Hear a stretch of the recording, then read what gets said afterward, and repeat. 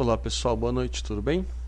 Dando continuidade à nossa aula de sábado, onde nós vimos a parte teórica e um vídeo sobre amostragem, hoje nós iniciaremos o cálculo do tamanho da amostra. Qual é a quantidade de pessoas? Qual é a quantidade da amostra que eu devo utilizar perante um determinado valor da população? Relembrando, população é o total que eu preciso pesquisar e a amostra é uma parte, uma pequena parte desse total.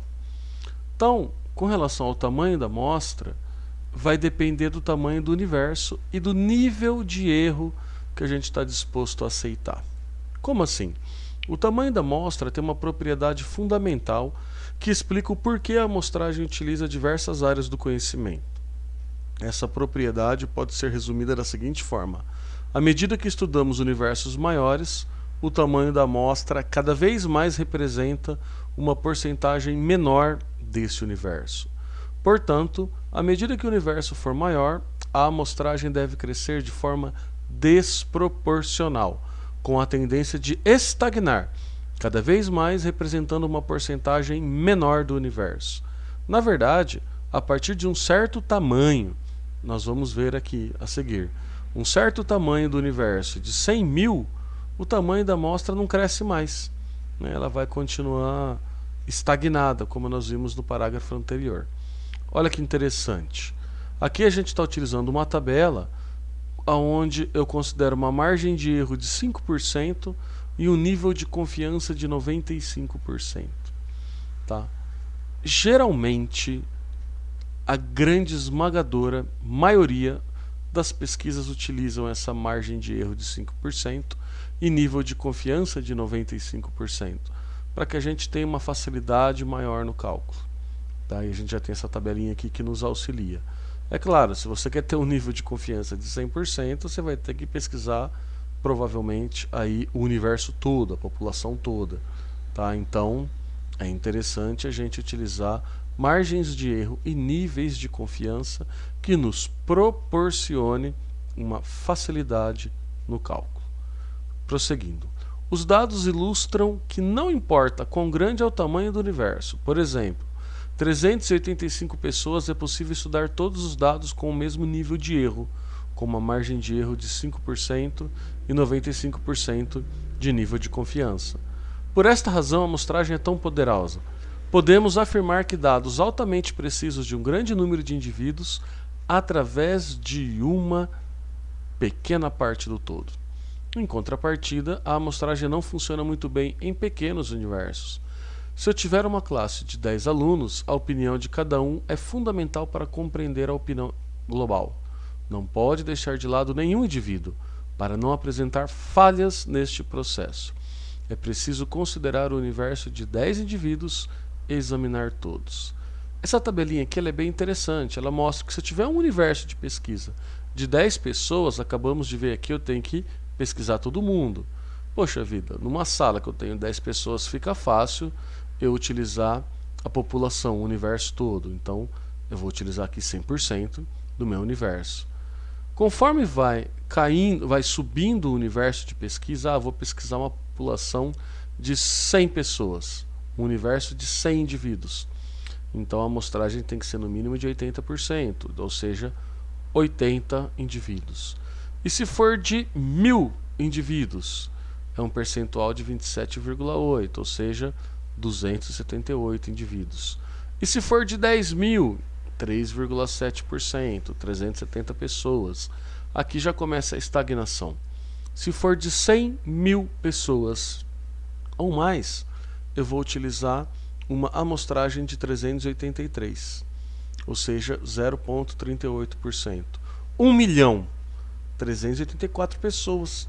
10 milhões, 385.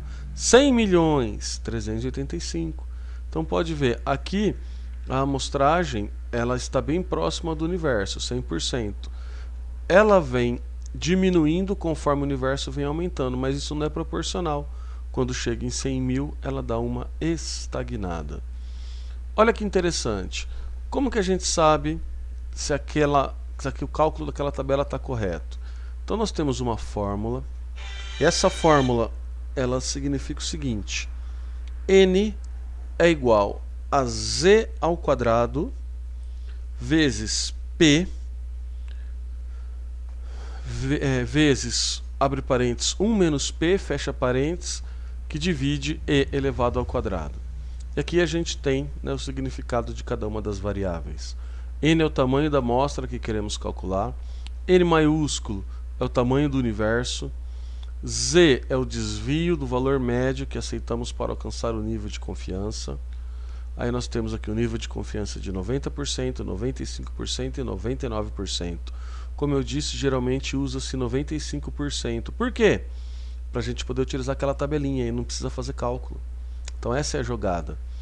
E é a margem de erro máximo que eu quero admitir. E P é a proporção que esperamos encontrar. Esse P aqui é bastante interessante. Porque imagina o seguinte, você quer fazer uma pesquisa aqui, ó. Quais são os brasileiros entre 15 e 65 anos do sexo feminino? Então, nós sabemos que tem 136 milhões de brasileiros e a gente quer fazer uma pesquisa de todos os brasileiros entre 15 e 65 anos do sexo feminino. Se eu já tenho uma ideia do resultado que eu vou esperar, então o P aqui vai ser esse percentual.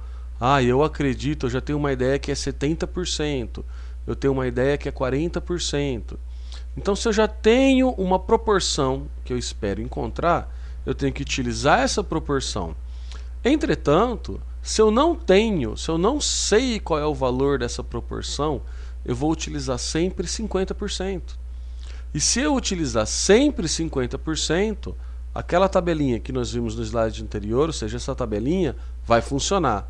Ela funciona sempre quando o resultado proporcional esperado é de 50%. Então a gente pode sempre utilizar 0,5 aqui, ou seja, 0,05, 0,5 mesmo, né? 50%, para que a gente possa utilizar a tabelinha anterior. Mas, porém, todavia, contudo, entretanto, no entanto, por conseguinte, não obstante, se P aqui, se essa proporção que eu desejo encontrar é diferente de 50% e isso já é certo, então eu tenho que utilizar aqui na fórmula e aí eu não vou utilizar a tabelinha, tá? Então essa é a ideia. Se for 50%, pode-se utilizar a tabelinha. Se não for 50%, se for diferente de 50%, aí a gente tem que utilizar a fórmula. Mas eu posso então sempre utilizar 50% caso eu queira sempre utilizar a tabelinha? Sim, desde que você aceite uma margem de erro de 5% e um nível de confiança de 95%. O que é essa margem de erro de 5%? Significa que o seu resultado ele pode estar errado para mais ou para menos em 5%. Essa é a margem de erro.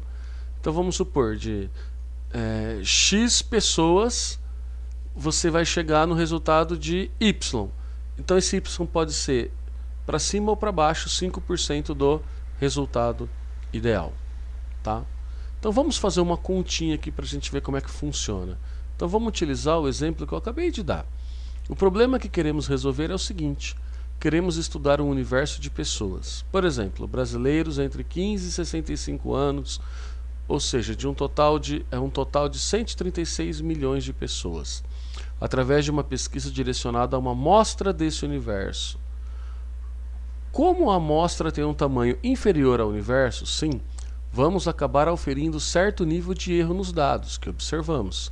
Se estivermos dispostos a acertar um percentual de erro determinado, qual é o tamanho mínimo da amostra que eu precisaria entrevistar? É aquilo que a gente acabou de falar, né? Aqui está os dados da fórmula e aqui está a fórmula. Então, n é igual a z ao quadrado vezes p vezes 1 menos p dividido por e elevado ao quadrado. Então, n é o que eu procuro, o tamanho da amostra. Z, o que é o z? É o desvio. Aqui, nós vamos pensar, tá, num nível de confiança de 95%, ou seja, uma margem de erro aqui de 5%. Então, se eu tenho um nível de confiança de 95%, eu vou colocar aqui 1,96. Z é igual a 1,96, isso é da fórmula, elevado ao quadrado, vezes 0,5p, P é a proporção que a gente espera encontrar, aquilo que eu acabei de explicar. Na falta da informação de proporção esperada do que eu desejo encontrar, utiliza-se sempre 50%. Então a gente está colocando aqui 0,5. Aí vai ser que multiplica, abre parênteses, 1 menos 0,5, fecha parênteses. Isso dividido por e elevado ao quadrado. O que é e elevado ao quadrado? E é a margem de erro que eu quero admitir. Então, se o meu nível de confiança é 5%, a margem de erro é 5%. Perdão, nível de confiança é 95%, a margem de erro é 5%, porque o total sempre tem que dar 100. Aí é só colocar na calculadora essa fórmula, n é igual a 384,16. E fazer esse cálculo aqui na calculadora, né? Aí vocês já estão craques. Já fizemos bastante cálculos com fórmulas até mais complexas do que essa.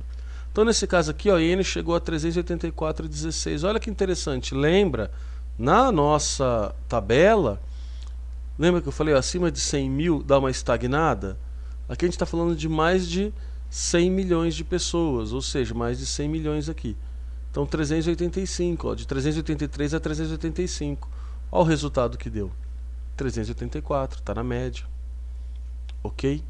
Então qual que é a ideia, tá, de todo esse cálculo? Nesse momento nós vamos trabalhar sempre, a partir de agora, com nível de confiança 95%, margem de erro 5%. Por quê?